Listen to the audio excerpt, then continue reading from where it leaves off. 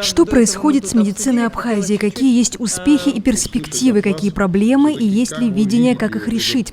Узнали сегодня члены Общественной палаты у министра здравоохранения Эдуарда Будба.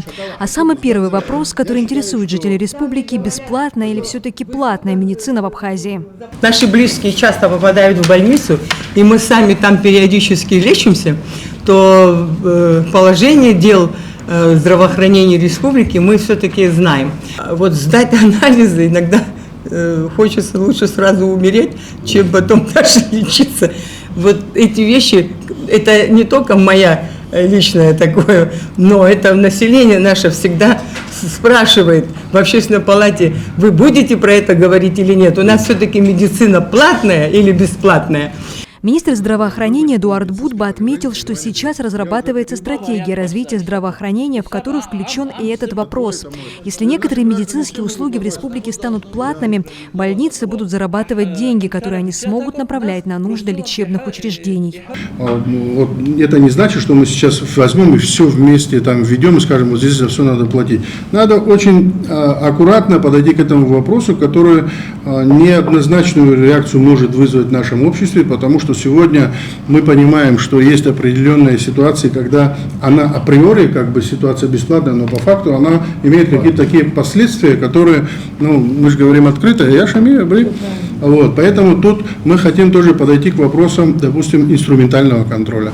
Если мы сделаем, допустим, КТ, МРТ, какие-то услуги там в платных палат условий, почему нет, если человек хочет получить эту услугу? Как в Российской Федерации приехал, допустим, в клинику: я хочу отдельную палату, я, условно говоря, хочу какие-то условия. Это его право. Или там, допустим, пойти по пути лабораторных исследований. Мы в этом направлении тоже занимаемся. По словам заместителя секретаря Общественной палаты Виталия Смыр, давно пора узаконить платные услуги в медицине, чтобы упорядочить этот процесс. Это надо узаконить. Если мы этого не сделаем, мы играемся, мы все время говорим, все же мы знаем, что за все мы платим. К сожалению, это будет и для нас удобно. Вот какую категорию определите: инвалиды, участники Великой, они тоже спокойно, чтобы могли прийти 7 погибших.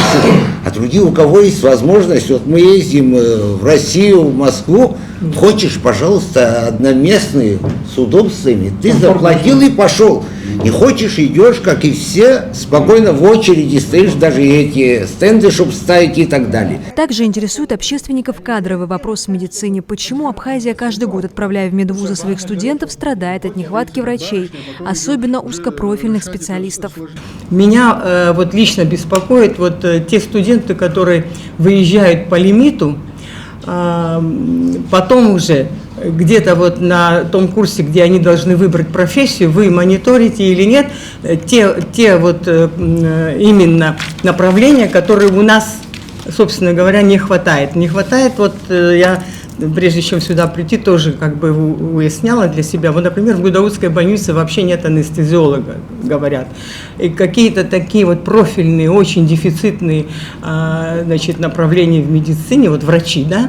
По словам Эдуарда Будба, просто получить специалиста с дипломом недостаточно. Врач должен наработать опыт в российских больницах, тогда он станет еще более ценным кадром в республике.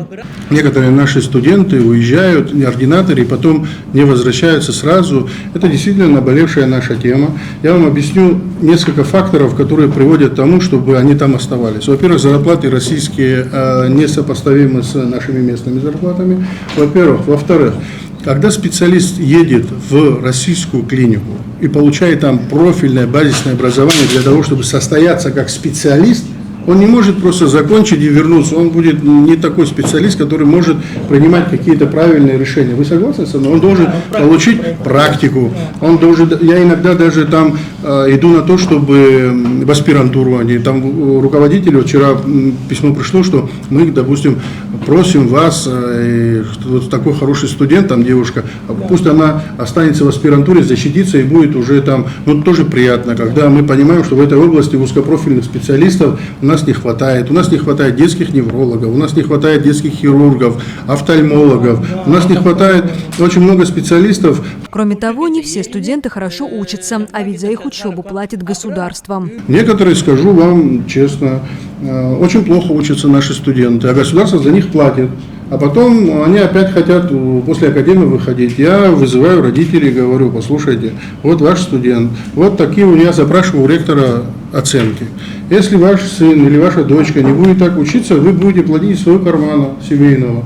А когда вы заплатите по 400, по 500 тысяч рублей, там, условно говоря, за год, за следующий год ваш сын и дочка очень будут хорошо учиться прилежно, потому что значит будут, что эти финансы идут из семейного бюджета. Пока нет документа, который бы юридически обязывал студента вернуться на родину, ничего не может гарантировать того, что по окончании вуза новоиспеченный медик приедет работать в абхазскую больницу, говорит Будба.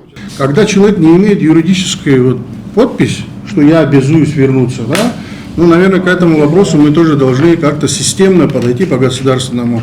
На вопрос о том, как глава Минздрава относится к абортам по медицинским показаниям, Будба ответил, что такую норму необходимо ввести. Но решение этого вопроса не зависит от министерства. Как доктор я понимаю, что есть медицинские показания для прерывания беременности.